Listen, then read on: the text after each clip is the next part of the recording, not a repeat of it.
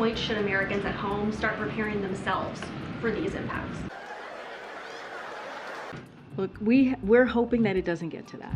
We really are. That's why we've been very vocal. The president has been very clear.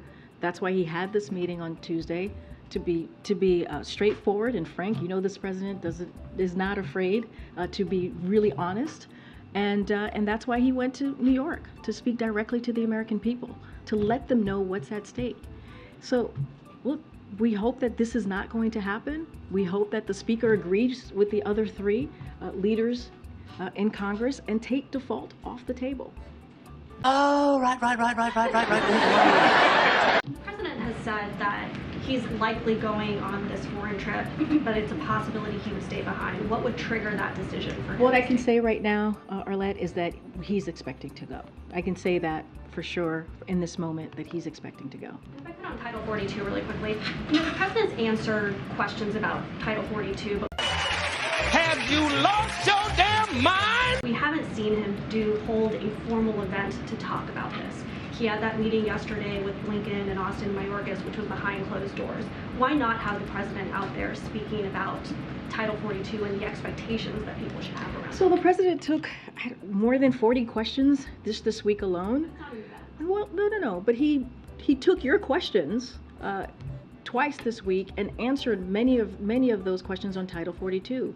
He answered the questions that you all asked, and I think that's an opportunity for the American people to hear directly from him. A week ago today, he sat down and had a one-on-one interview with one of your colleagues here, not here, but clearly in one of the networks here, and talked and was asked about Title 42. So the American people have heard from the president when we were in New York, and again right when after the meeting, you heard directly from the president after the meeting that he had with the Big Four, if you will, and he gave remarks and then took questions. So the American people have heard directly from him, especially when he laid out how that conversation went with the Big Four.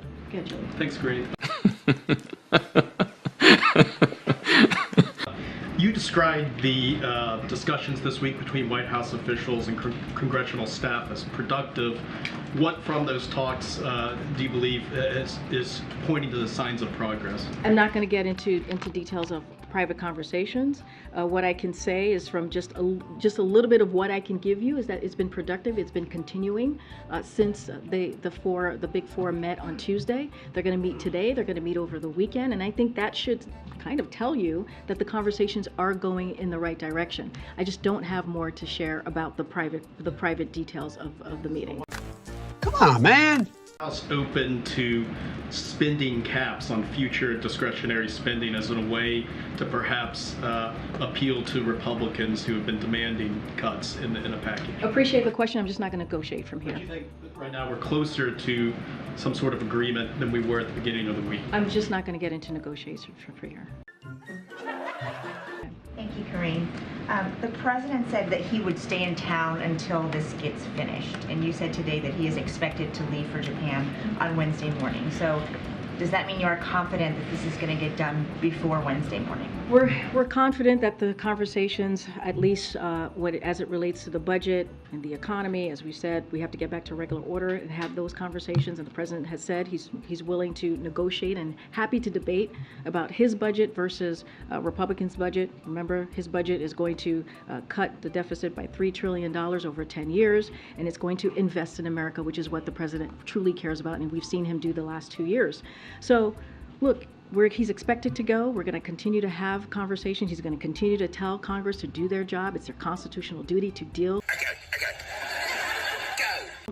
with the debt limit, as they have done 78 times since 1960s. None of that has changed.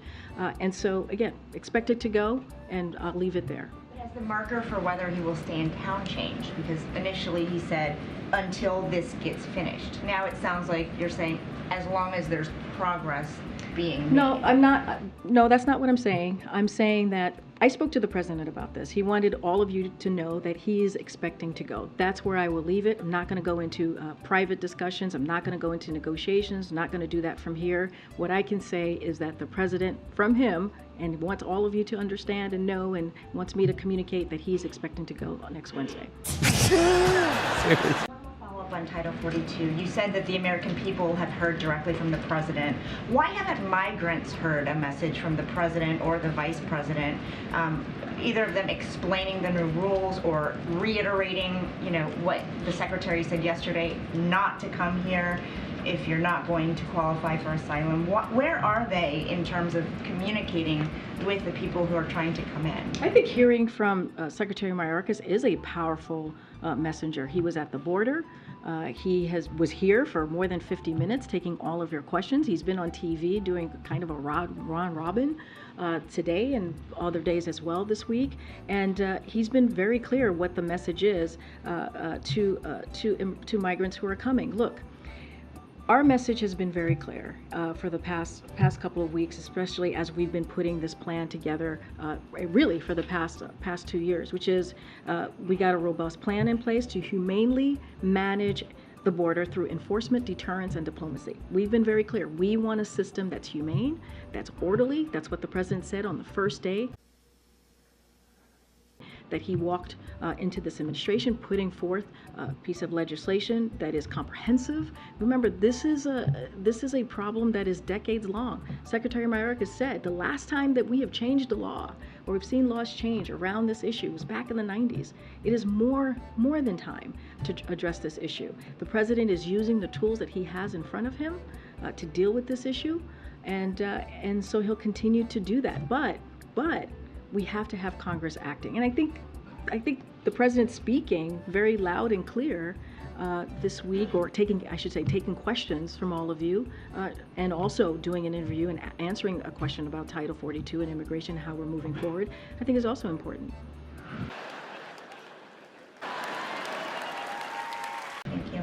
And thanks, Karine. We moved up in the world. The weather's much better from up here. The weather is much better from up there. The CBO released new projections for the current economy, and this fiscal year we're projected a deficit of 1.5 trillion. Last year was 1.4 trillion. The president talks about cutting the deficit.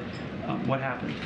So the president has a track record of historic deficit reduction. We have seen that, $1.7 trillion in the last 2 years. That is more than any other president has done in their first 2 years. Wow, that was good TV. So that is historic. That is, I should say, in recent years, and that is something that the president continues to be committed to, because if you look at his budgets, as I just stated moments ago, $3 trillion.